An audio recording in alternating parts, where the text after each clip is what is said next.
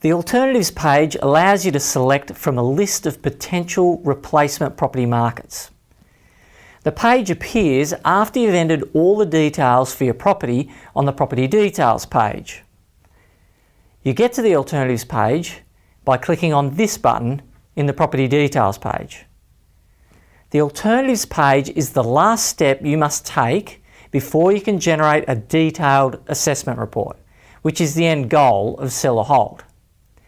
The idea of the Alternatives page is to firstly show you a list of property markets that might be suitable alternatives to your current investment properties market. And secondly, to allow you to choose one based on your specific investment needs. Now, before we go any further, I just want to point out there's more help on the Alternatives page available by clicking on this link. The page contains a set of tables. The first shows some key metrics for your current property. I'll explain what they are in a sec. The second table is empty when you first come to the Alternatives page. It's the selected comparison market, which we'll get to in a couple of minutes. Another table that is empty is the State Government Duties table, which again will be explained in a minute.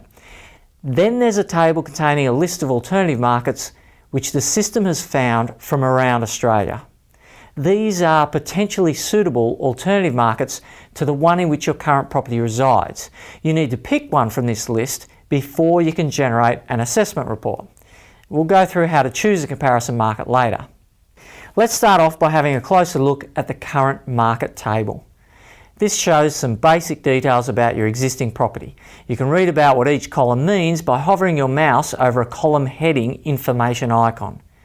If the one-liner in the tooltip doesn't quite give you enough information, you can click on the More link and a new page from the help system will open showing more detail.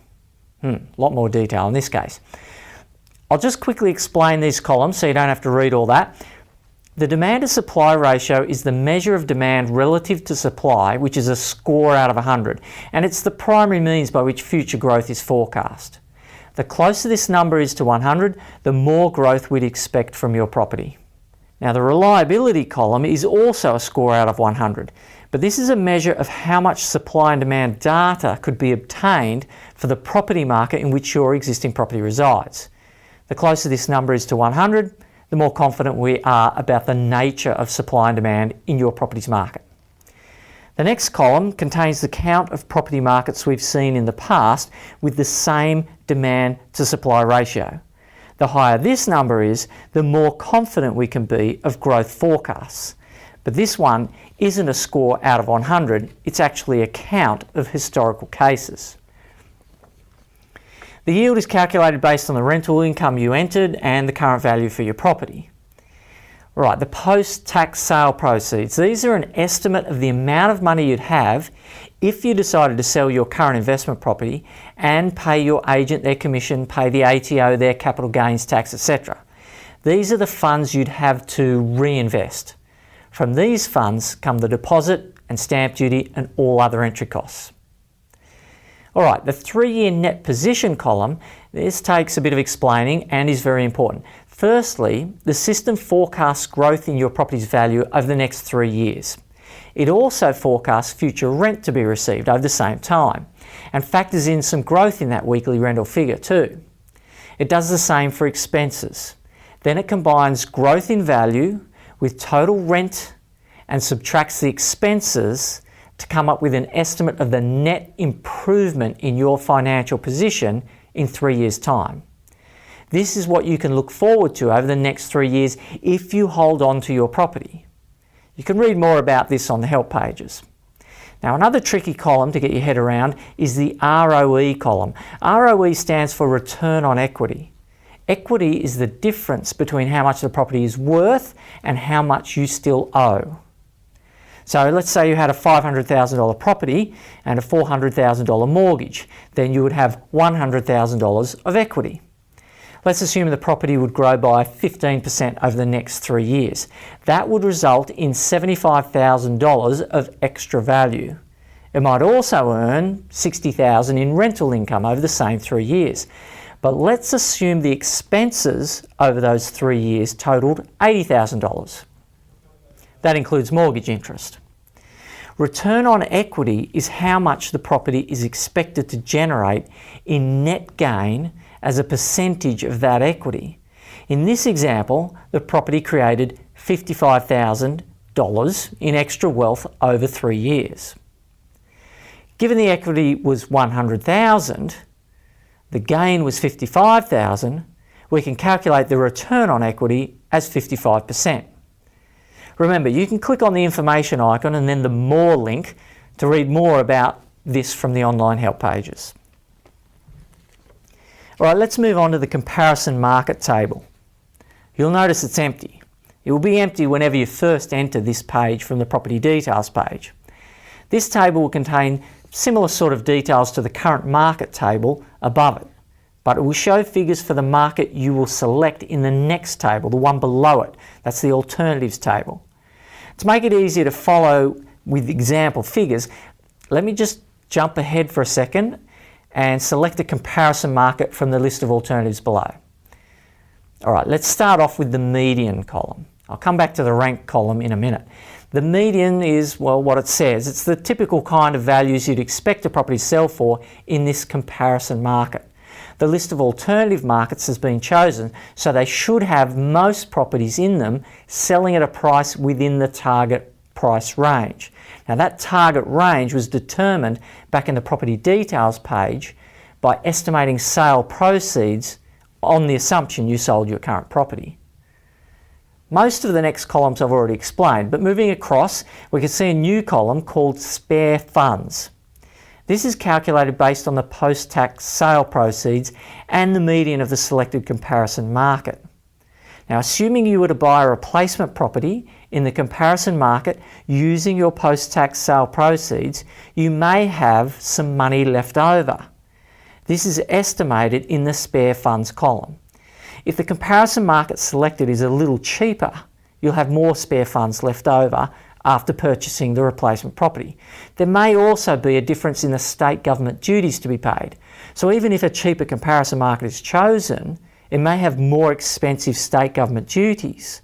Each state authority has different rules and rates governing how much stamp duty and other fees you must pay when buying a property in that state.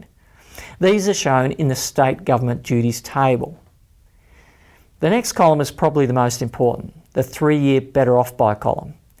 This is an estimate of how much better off you would be after 3 years if you were to sell your current investment property and buy an alternative in the selected comparison market.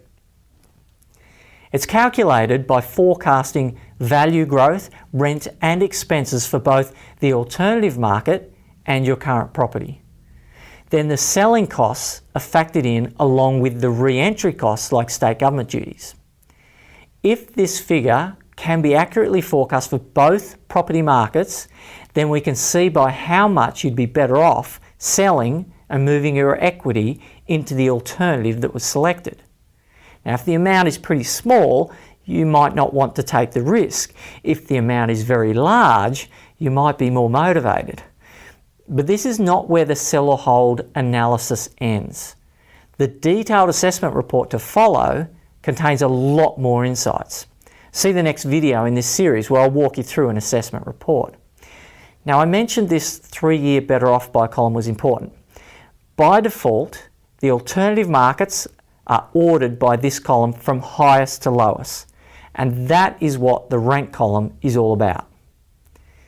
Okay, let's have a look now at this alternatives table where I selected the comparison market from. The columns are the same for the comparison market table above, so I won't explain them again. Now, this table was filled with alternative property markets by scanning Australia-wide looking for suitable alternatives. Only property markets with a price range within the target price range were considered. The system won't try to find you an alternative property market that doesn't suit your budget. The target price range is determined by the sale proceeds expected if you were to sell your existing property. It considers the cost of exit, such as agent's commission and capital gains tax. It also considers the re-entry costs, such as stamp duty and your deposit size. From the list of property markets with the target price range, more analysis is performed by the system to determine their supply and demand metrics and their yield. From this, a forecast of future growth is made to come up with an estimate of where they would be in 3 years' time.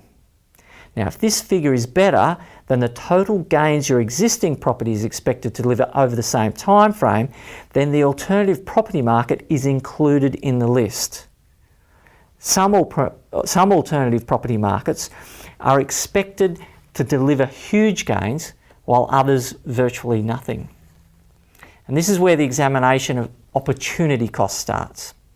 But the assessment report will detail this and show even more insights. If the 3-year better off by column shows some very large figures, there will be more argument for you to recycle your equity by selling your existing property and buying a replacement. However, that's not the only consideration. Be sure to generate an assessment report before making any decisions. Now, this default sorting by the 3-year better off by column may not be the most ideal sort order for your particular circumstances. You may, for example, be nearing retirement, and although some capital growth would be advantageous, your real concern is rental income to support your retirement. If that's the case, you would prefer a higher yielding alternative market. Now, you can change the default sort order by clicking on the column headings in the alternatives table. Let me do that now for yield. The first click on the column sorts all rows by that column from lowest to highest. But that's not what we want. We want highest to lowest. Another click will reverse whatever sort order is currently set. Now, just a word of warning about yields. These yields are median yields. That means they're calculated by combining median sales values with median rents. It's possible that that type of property selling in the month in which the yield was calculated may not match the type of properties renting in the same month. You can easily verify the yield by examining closely the nature of properties renting in the suburb with those selling or listed for sale. If they appear to be similar, then the yield is accurate. Okay, now what if you want to perform a renovation on your replacement property? Maybe renos are your thing. That means you will probably want the alternative property to be in the same state as you live and preferably in the same city. So you can sort by state and you can sort by postcode to make it easier to select a suitable comparison market from the list. Now, you may not be interested in units, so again you can sort by property type to ensure only houses are at the top of the list. You may prefer cheaper markets to preserve more funds after the purchase to put towards a renovation, so you can sort by the median. Mind you, a better option would be to sort by the spare funds column, since this also considers the state government duties. You can sort by the demand to supply ratio too. The higher this figure is, the more chance there is of higher capital growth. You might have more concern about risk, and a reliable calculation of supply and demand is more important to you than the actual figure. In that case, you sort by reliability. It might be less important to you how much potential growth there is for the alternative market, and more important that the system accurately estimates that future growth. In this case, you'd want a large number of historical cases. You see, the more historical cases there are for a specific demand to supply ratio, the more accurate the growth forecast is likely to be. A sort by historical cases from highest to lowest will put markets with more reliable growth forecasts at the top. Now, I've already explained the spare funds column and the default sort order by 3-year better off by. The last column is quite interesting. That's the return on equity column. As you will remember, it's a measure of how hard your equity is working for you. Now, if you have high leverage, that is a high loan to value ratio, like 90%, you'll find the ROE is very high. If you've built up a significant amount of equity in your property, the ROE may be a lot lower. Having a large amount of equity in your property is a good thing in that the property has performed well for you and the cash flow is probably under control. However, it also means your equity is not working as hard for you as it could be in an alternative investment with a higher loan-to-value ratio. Changing the loan-to-value ratio is done in the property details page, but be sure to consult with a mortgage professional before fiddling with that figure. You'll note that some of the ROE figures seem really high. Now keep in mind that this is after 3 years.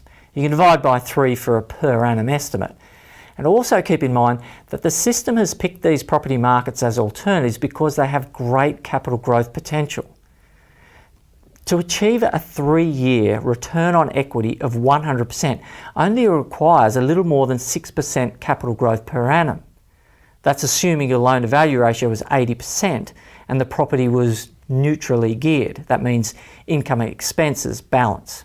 So if the growth was 20% and the deposit was 20%, then that's a 100% return on equity. Put in a 90% loan to value ratio combined with some double-digit growth and you're looking at 400% ROE figures. That's for a neutrally geared property. But remember, that is also over 3 years. Anyway, whatever strategy or priority is important to you, you must select a comparison market from this list of alternatives. Once you have, you can then generate an assessment report which compares the selected market with your current property in detail. You can generate an assessment report by clicking on this button. You can select different comparison markets from this list of alternatives and generate as many assessment reports as you like. Alright, that's the end. Sorry, there's a lot in that, but it is a powerful page, the alternative page, and it takes a lot of explaining. If you get stuck, don't forget to check out the help pages and click on information icons and there are more links. Oh, and check out the next video in the series which goes over the assessment report.